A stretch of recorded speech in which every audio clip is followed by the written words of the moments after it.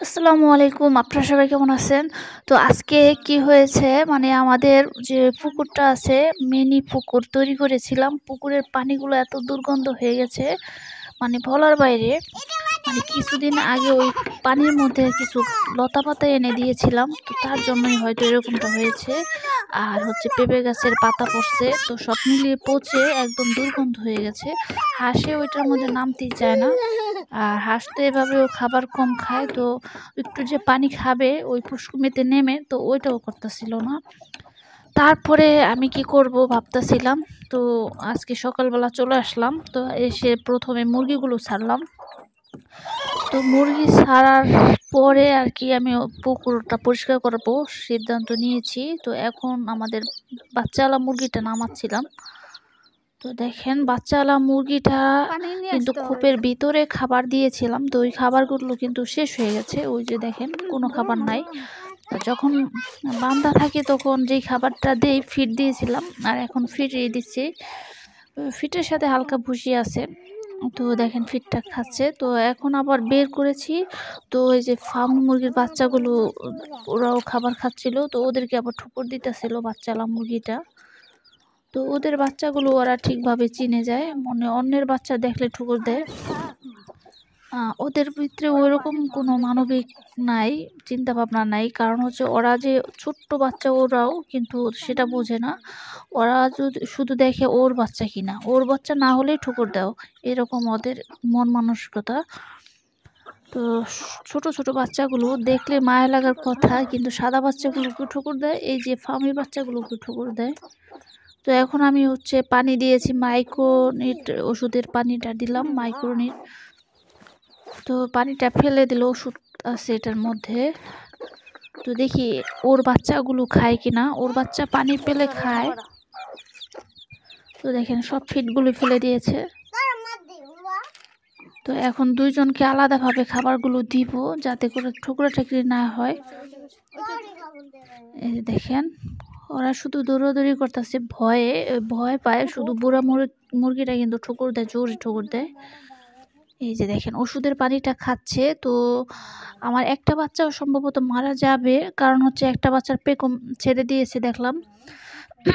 তো অনেকে বলতেছিলেন যে হজম শক্তির অভাবে মানে পেকমগুলো ছেড়ে দেয়, যখন বাচ্চা খাবারগুলো হজম হয় না, পেটের মধ্যে দলা পাকিয়ে থাকে। ঠিক ওই রকমই করছে। আমি পেটে যখন হাত দিই মানে খাবারগুলো হজম হয় নাই, বা খাবারগুলো বোঝা যাচ্ছে। তো দেখি সুস্থ হয় কিনা।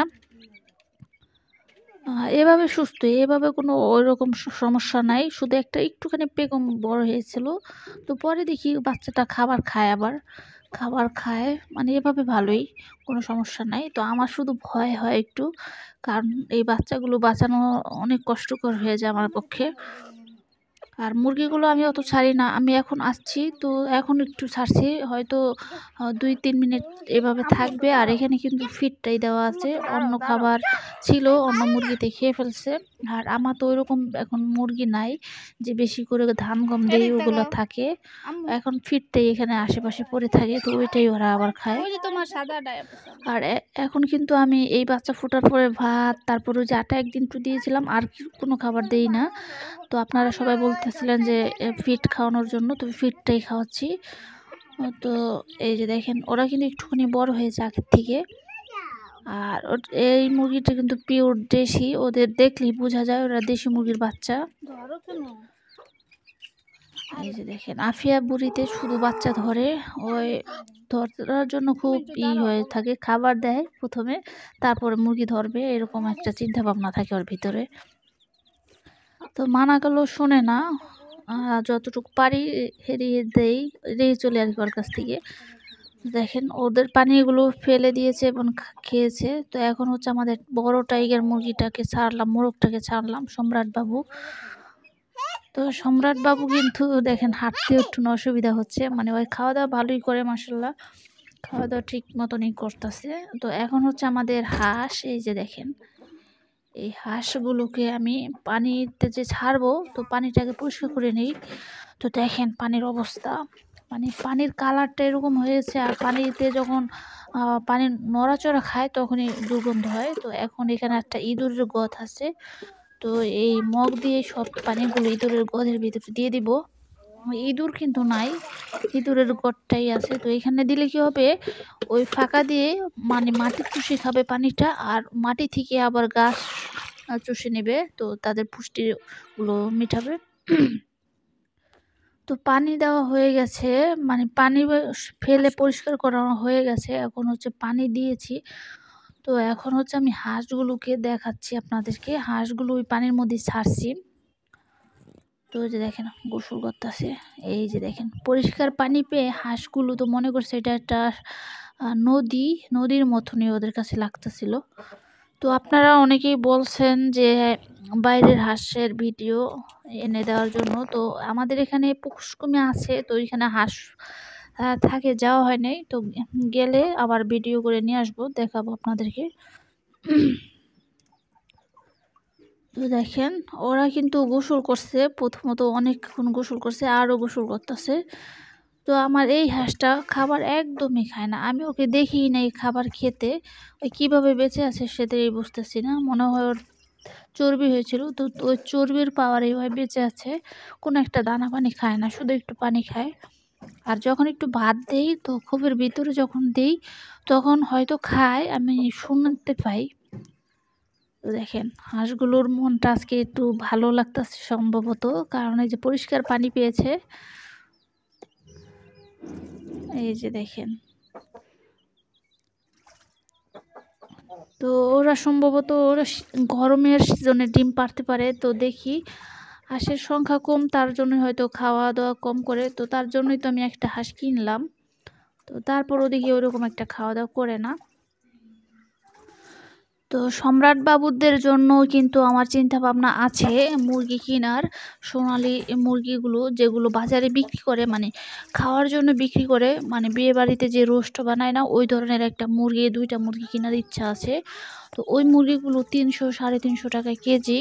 তো ওগুলো কেজি ধরে আনতে হবে, আর ওগুলো আনলে আজও বাঁচবে কিনা সেটা আমার শিওর জানা নাই।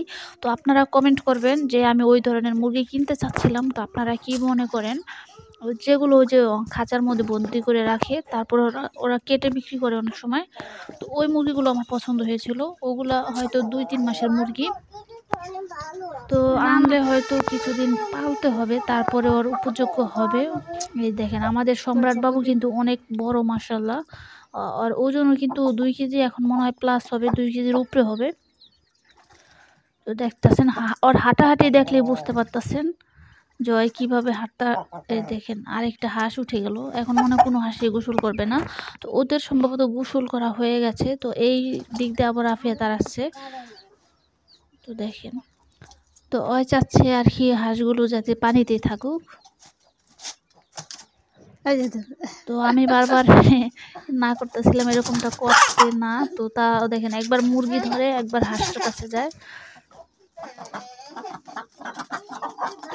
ধরো না, আর গোসল করবে না,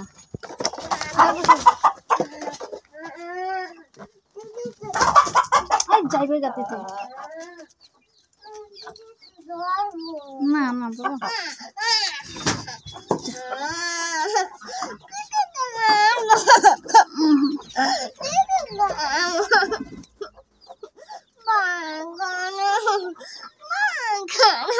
কি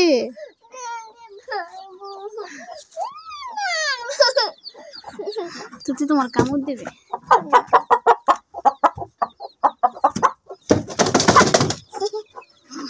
না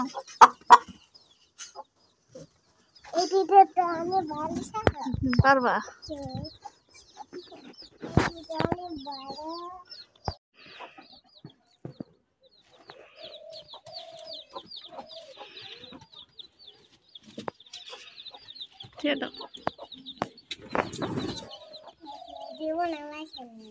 না বাসায় নিয়ে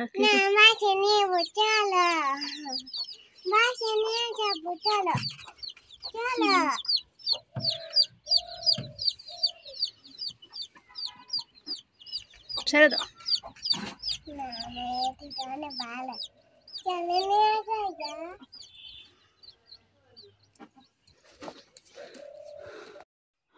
তো আমি মুরগিগুলো বেঁধে তারপরে বারান্দায় চলে আসলাম। আর বারান্দায় এসে আমাদের পিকাচু এবং পিকুকে দোল খাওয়াচ্ছিল আফিয়া।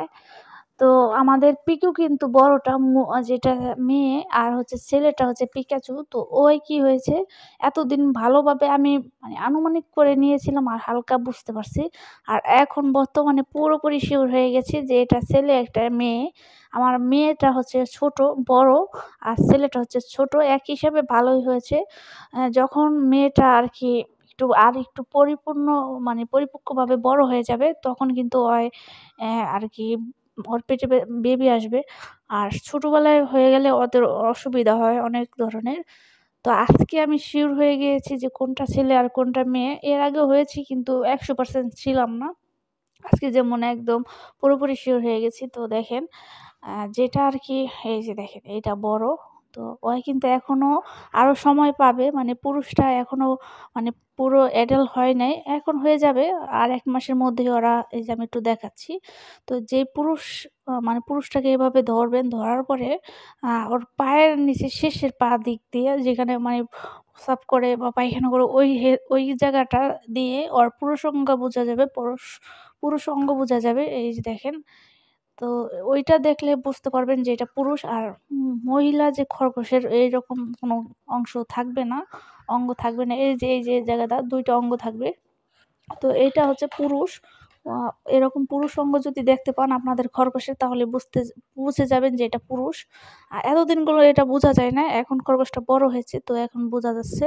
তো আজকের ভিডিও ছিল এই পর্যন্তই। আপনারা সবাই ভালো থাকবেন, সুস্থ থাকবেন। আসসালামু আলাইকুম।